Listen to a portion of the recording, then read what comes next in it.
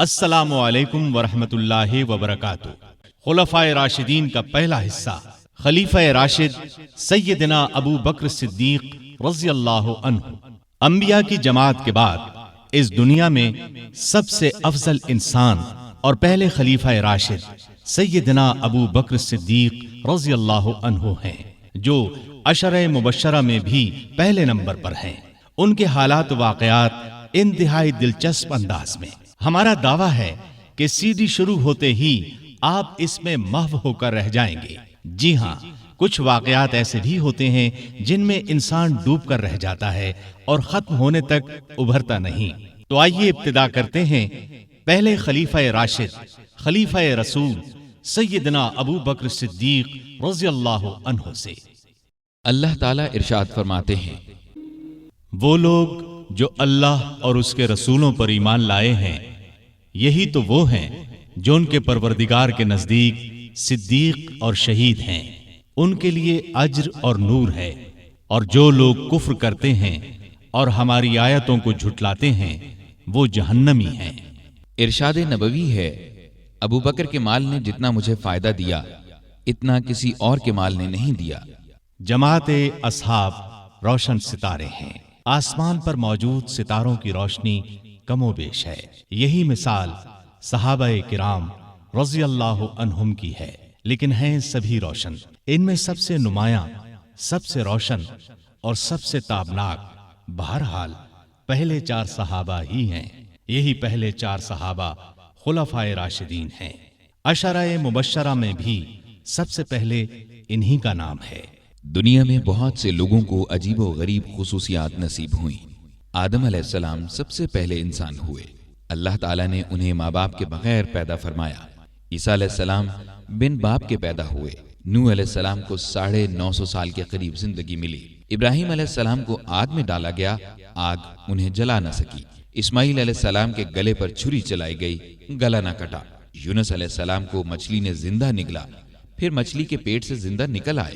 موسیٰ علیہ السلام سے کوہ طور پر اللہ تعالیٰ نے کلام فرمایا۔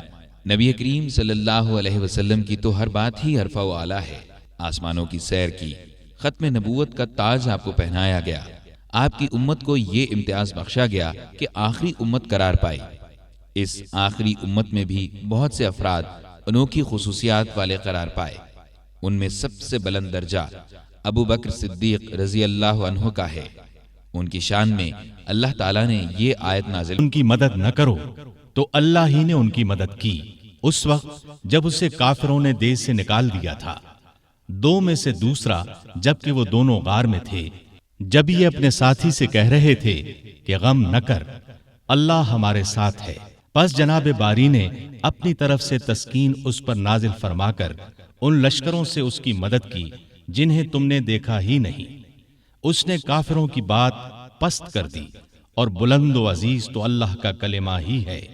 اللہ غالب ہے، حکمت والا ہے۔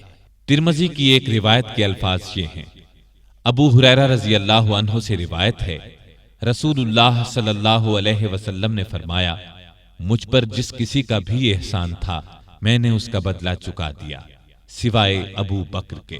مجھ پر ابو بکر کا احسان باقی ہے، اس کا بدلہ اللہ تعالیٰ ہی قیامت کے دن عطا کرے گا۔ اور مجھے کسی کے مال نے اتنا نفع نہیں دیا جتنا ابو بکر کے مال نے نفع دیا۔ اگر میں کسی کو اپنا جانی دوست بناتا تو ابو بکر کو بناتا۔ خبردار، تمہارا ساتھی اللہ کا دوست ہے، یعنی اللہ تعالیٰ نے چونکہ مجھے دوست بنایا ہے، اس لیے اللہ کے سوا میں کسی کو دوست نہیں بنا سکتا۔ مسلم کی ایک حدیث کے الفاظ یوں ہیں، ابو بکر میرے بھائی اور میرے ساتھی ہیں، اور اللہ تعالیٰ نے تمہارے ساتھی کو دوست بنایا ہے۔ تو یہ عظیم خصوصیت ابو بکر رضی اللہ عنہ کو نصیب ہوئی، جو نبی آخر الزمان کے سب سے افضل صحابی تھے۔ آج ہم انہی کا تذکرہ کریں گے، ان کی حیرت زدہ کر دینے والی باتیں سنیں گے۔ ابو بکر صدیق رضی اللہ عنہ 573 عیسوی میں پیدا ہوئے۔ نبی کریم صلی اللہ علیہ وسلم ان سے قریباً 2.5 سال پہلے دنیا میں تشریف لا چکے تھے۔ گویا نبی کریم صلی اللہ علیہ وسلم پہلے عام الفیل میں جلوہ افروز ہوئے، جبکہ ابو بکر صدیق تیسرے عام الفیل میں پیدا ہوئے۔ عام الفیل ہاتھیوں والے سال کو کہتے ہیں۔ یعنی جس سال ابرہہ نے ہاتھیوں کے لشکر کے ساتھ کعبے پر چڑھائی کی تھی اور اللہ تعالیٰ نے ابابیلوں کے ذریعے اسے اور اس کے لشکر کو کھایا ہوا بھوسا بنا دیا تھا۔ باپ نے ان کا نام عبد الکعبہ رکھا، یعنی کعبے کا بندہ۔ اسلام کو نبی کریم صلی اللہ علیہ وسلم نے ان کے اسلام لانے پر بدلا اور عبداللہ نام رکھا، یعنی اللہ کا بندہ۔ لیکن آپ ابو بکر کے نام سے مشہور ہوئے۔ ابو بکر دراصل ان کی کنیت تھی۔ اصل نام کے علاوہ عربوں میں باپ، بیٹے، بیٹی یا ماں وغیرہ کے نام کی نسبت سے ایک اور نام رکھ دیا جاتا تھا۔ یہ نام کسی خوبی کی بنا پر بھی رکھا جاتا تھا۔ ابو بکر کے کسی بیٹے کا نام بکر نہیں تھا۔ ان کی اچھی عادت اور نیکی کے کاموں میں آگے رہنے کی وجہ سے لوگوں نے ان کی کنیت ابو بکر رکھ دی تھی۔ بکر کا ایک مطلب پہل کرنا بھی ہے، گویا وہ نیکی کے کاموں میں پہل کرتے تھے۔ ان کی یہ کنیت اس قدر مشہور ہوئی کہ اصل نام سے بہت کم لوگ واقف ہیں۔ انہوں نے چونکہ ہر موقع اور ہر مرحلے پر نبی کریم صلی اللہ علیہ وسلم کی تصدیق کی کہ آپ سچے رسول ہیں اور جو کچھ آپ فرماتے ہیں بالکل سچ ہوتا ہے، اسی طرح ہر حالت میں دکھ میں بھی اور سکھ میں بھی انہوں نے نبی کریم صلی اللہ علیہ وسلم کا ساتھ دیا، اسی لیے صدیق کے لقب سے مشہور ہوئے۔ خود رسول اللہ صلی اللہ علیہ وسلم نے انہیں صدیق کے لقب سے یاد فرمایا۔ صدیق سے مراد ہے نہایت سچا، سچائی کے خلاف ہر برائی کے مقابلے میں ڈٹ جانے والا۔ چنانچہ ابو بکر صدیق ہر موقع پر سچے ثابت ہوئے، لہذا صدیق کہلائے۔ ان کا ایک لقب عتیق بھی ہے۔ عتیق کا مطلب ہے آزاد۔ آپ نے انہیں دیکھ کر ایک بار فرمایا، تم اللہ کی طرف سے دوزخ سے آزاد ہو۔ ایک اور موقع پر آپ نے فرمایا، جسے زمین پر دوزخ سے آزاد کیے ہوئے شخص کو دیکھنا ہو وہ ابو بکر کو دیکھ لے۔ اس لحاظ سے ان کا ایک لقب عتیق ہوا۔ ان کا ایک مشہور لقب یار غار بھی ہے۔ وہ غار ثور میں آپ کے ساتھ تھے، جیسا کہ آپ ابھی آیت اور اس کا ترجمہ سن چکے ہیں، تفصیلات آگے آئیں گی۔ آپ خاندان تیم سے تھے۔